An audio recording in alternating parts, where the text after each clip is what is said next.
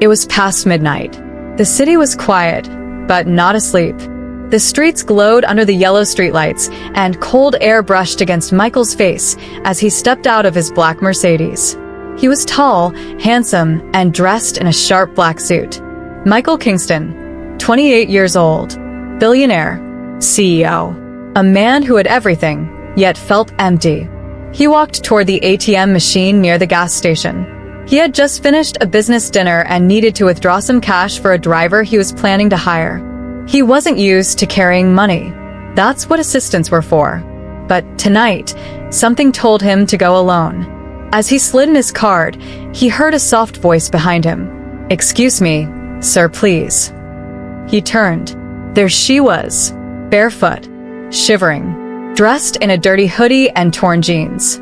Her hair was messy, her eyes tired. She looked no older than 20.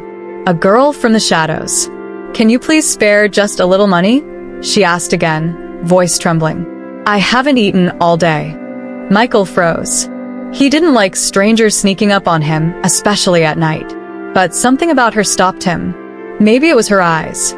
They didn't look empty, like other people begging on the streets. Her eyes had fire. A quiet kind of strength, like she was fighting something inside. He cleared his throat. "You shouldn't be out here. It's dangerous." She looked down. "I know, but I had nowhere else to go." He turned back to the ATM, unsure of what to say next. As the machine beeped and the cash slid out, he reached for it. And that's when she touched his hand. Just a gentle touch. Her fingers brushed his, warm even in the cold night. Michael pulled back slightly, startled. "I'm sorry," she said quickly, stepping back. "I didn't mean to, I thought maybe if you could just help me, just tonight." He stared at her. Something strange was happening. His heart beat faster. Not out of fear, but curiosity. Who was she? "What's your name?" he asked quietly. She hesitated. "Hope." "Hope," he repeated. Yes. "That's my real name." Silence stretched between them. He handed her a few notes. More than she had probably seen in months. Here. "Get some food. A room if you can." Tears welled in her eyes. "Thank you. Thank you so much." He nodded. He turned to leave. But something in him wouldn't let go. He turned back. "Wait." She paused, holding the money close to her chest like it was life itself. "Where are you sleeping tonight?" he asked. She hesitated. "An alley. Near the train tracks." He frowned. "That's not safe. At all." She shrugged. "It's better than the shelters. Too many creepy men." Michael looked around. His car was parked nearby. The street was quiet. "Would you like a ride?" he asked, surprising even himself. Her eyes widened. "Are you serious?" "I'll take you to a motel. A safe one. You shouldn't be out here alone." Hope looked unsure. "You don't even know me." "I don't have to," he said. "I just know no one should sleep on the street if they don't have to." She studied his face, like she was trying to see if he meant it. Then, slowly, she nodded. "Okay." Inside the car, the air was warm. She held onto the edge of the seat, as if scared to ruin it. He glanced at her. "How long have you been homeless?" 6 months, she said softly. "What happened?" She looked out the window. "My mom died. My stepfather kicked me out. I had nowhere to go." Michael's chest tightened. He didn't know what to say. This girl, Hope, had lost everything. Yet she still had manners. She still had dignity. She wasn't begging for luxury. She just wanted to survive. They stopped at a small motel outside the city. Michael walked her to the front desk and paid for a week's stay. The man behind the counter looked surprised. Michael didn't care. She stood at the doorway of her room, staring at him. "Why are you helping me?" she asked, voice barely above a whisper. "I don't know," he admitted. "Maybe I just needed to." A long pause. "Do you want to come in?" she asked carefully. Michael shook his head. No. You need rest. And food. "I'll come back tomorrow. Maybe we talk again." She smiled. A real one. Not fake or forced. A smile that made him feel like the cold in his heart was melting. "I'd like that," she said. As he walked back to his car, something in his chest fluttered. He didn't believe in fate. But that night, he felt like he had just met someone his soul already knew. Michael couldn't sleep. He lay in his king-sized bed, in his million-dollar apartment with glass walls and city lights, but his mind was stuck in that small motel room. Hope. The way she said her name still echoed in his head. Soft, almost like a secret. Who was she really? The next morning, Michael canceled all his meetings. His assistant, Claire, was shocked. "Sir, the board is waiting." "Move everything to tomorrow," he said flatly. "Tell them I'm dealing with something personal." Claire blinked. That was new. Michael Kingston didn't do personal. He returned to the motel by noon. The sky was cloudy, the air heavy. Something felt off. He knocked on her door. No answer. He knocked again. "Hope, it's me, Michael." Still nothing. His chest tightened. He walked to the front desk. "The girl in room 17. Is she still there?" The man behind the counter flipped through a book. "She checked out this morning. Left early. Around 6 a.m. "What?" Michael frowned. "Where did she go?" The man shrugged. "Didn't say." Michael stood there for a moment, stunned. She was gone. He searched the streets for hours. Drove by shelters, parks, alleys. Even went back to the ATM. Nothing. No sign of her. Why did she run? Was she scared?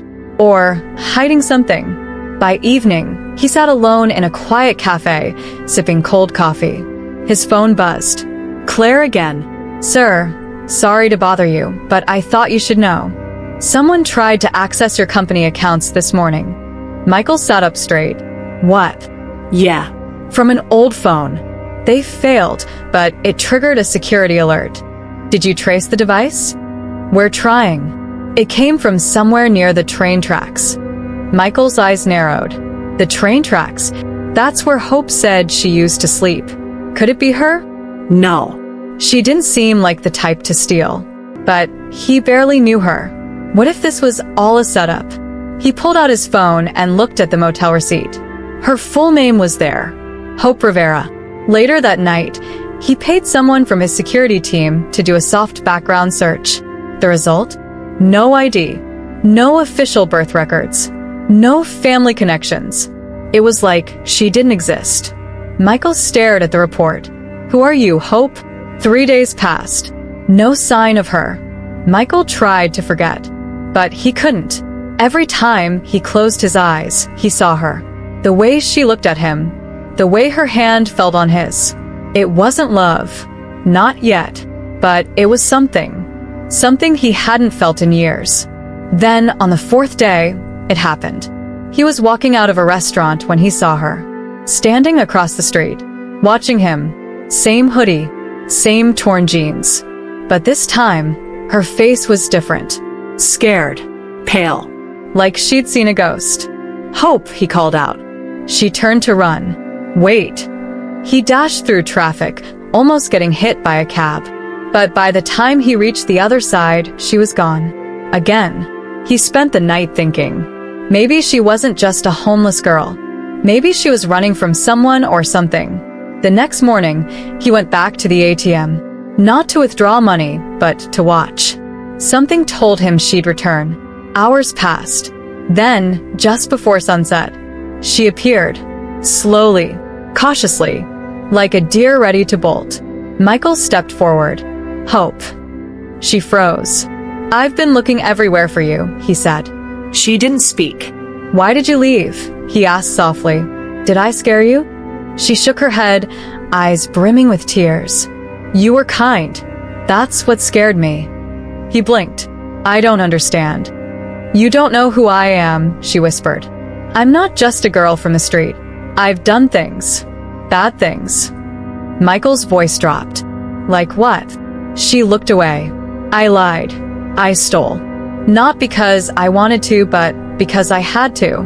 If people knew what I've been through, they'd never trust me." He stepped closer. "Then tell me." She backed up. No. "Because if I tell you, you'll walk away. Just like everyone else." Michael stared at her. Then, slowly, he pulled something from his coat pocket. It was a sandwich. Fresh. Still warm. I don't care what you did yesterday, he said. I only care who you are right now. She stared at him for a long time, then took the sandwich. And for the first time since he met her, she let out a small, shaky laugh. You're crazy, she whispered. He smiled. Maybe, but I'm not walking away. Michael didn't plan to see her again the next night, but hope waited for him near the same ATM, like some part of her knew he would come back. She looked different this time. Her hoodie was washed, her hair brushed, her eyes softer.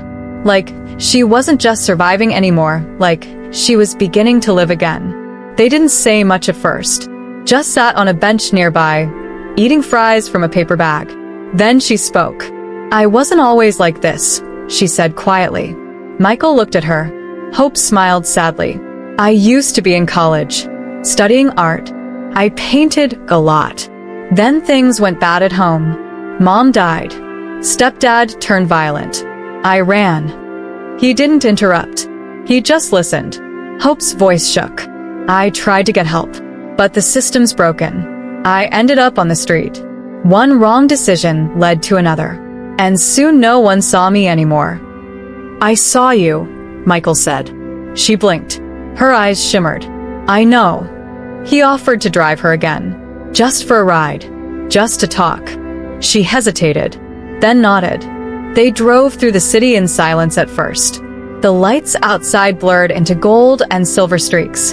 Do you always do this? She asked suddenly. Help strangers? No, Michael said. Only you. Why?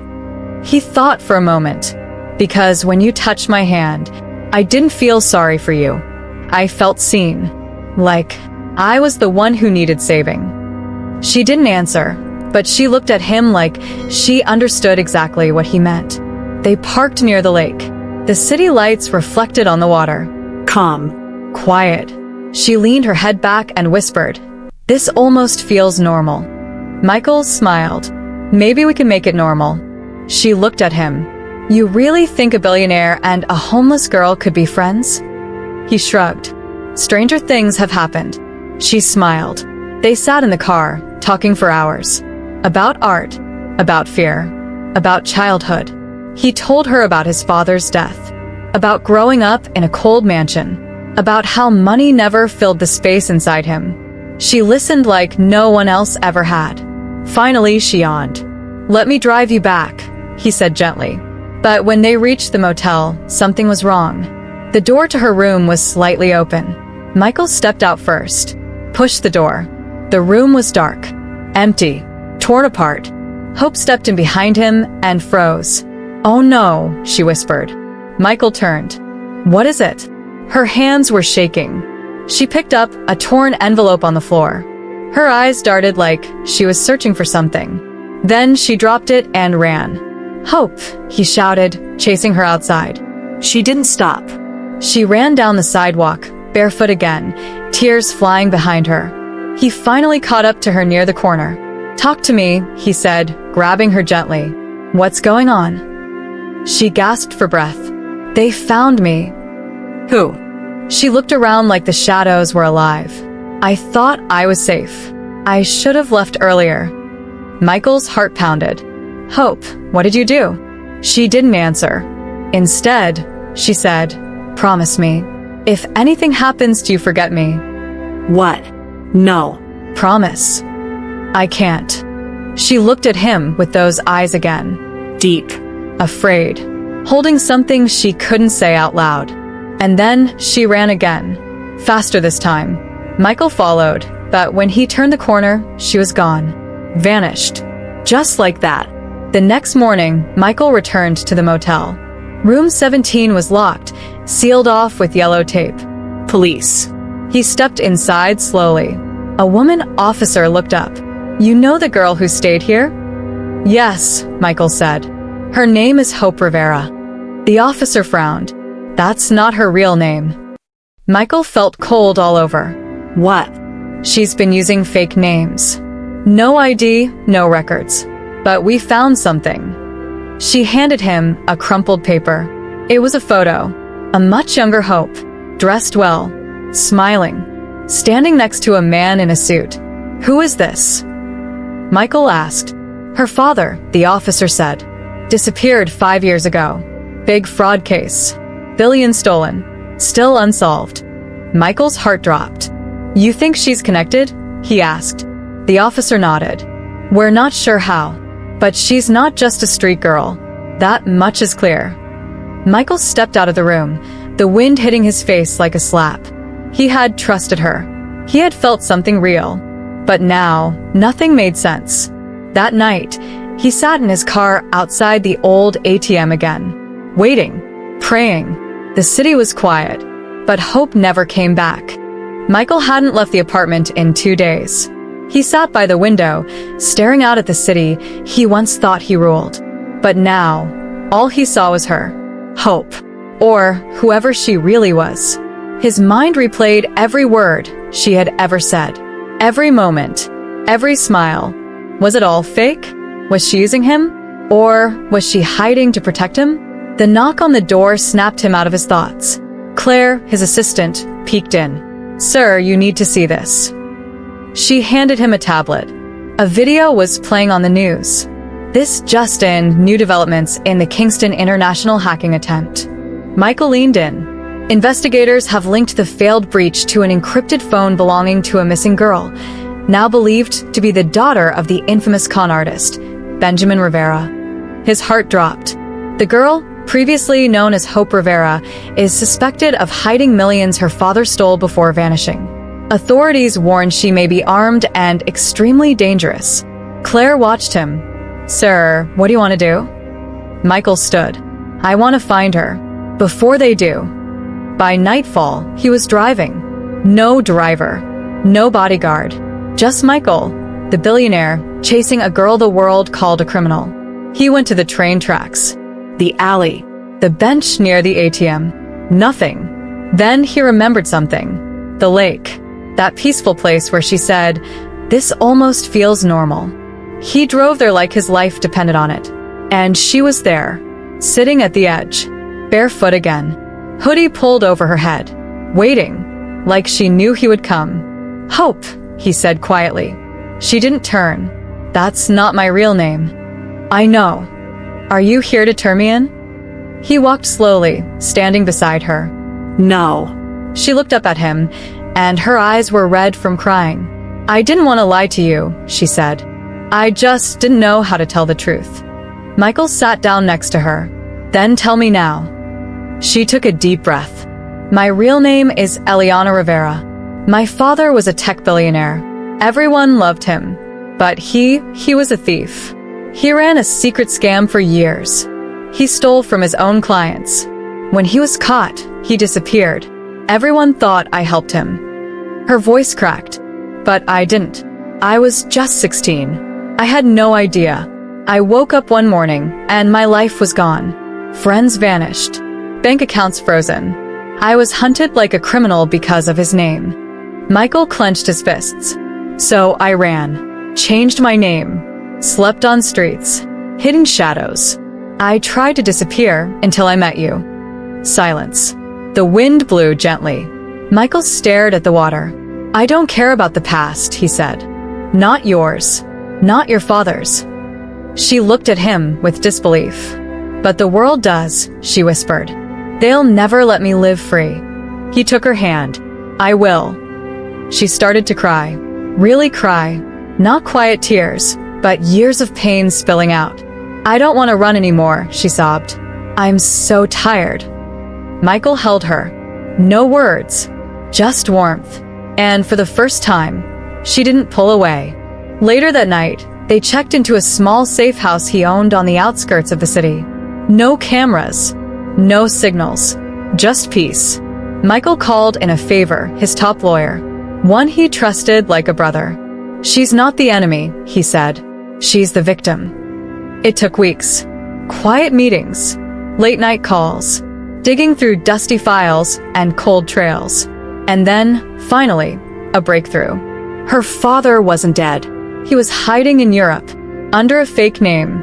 The authorities were stunned, but the proof was real. Hope, Eliana, was cleared of all charges. She didn't cry this time. She just smiled. A calm, soft smile, like her heart could finally breathe. 1 month later, Michael took her to the same lake, same spot, same time of day. "I have something for you," he said. He pulled out a canvas. On it was a painting of her, sitting on the bench, hair flying, eyes bright. She gasped, "You painted this?" He smiled, "With a little help." She touched the edge of the canvas. This is me. "It's always been you," he said. Hope, light, fire, truth. "You made me feel alive again." She stared at him, and for the first time she leaned in and kissed him.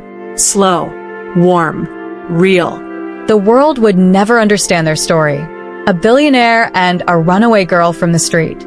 But they didn't care, because in the end, it wasn't about money or names or the past. It was about two broken people who found healing in each other. Thanks for watching this video. Don't forget to subscribe to the channel for more amazing stories. Click the video on your screen to keep watching. Another great video story is waiting for you.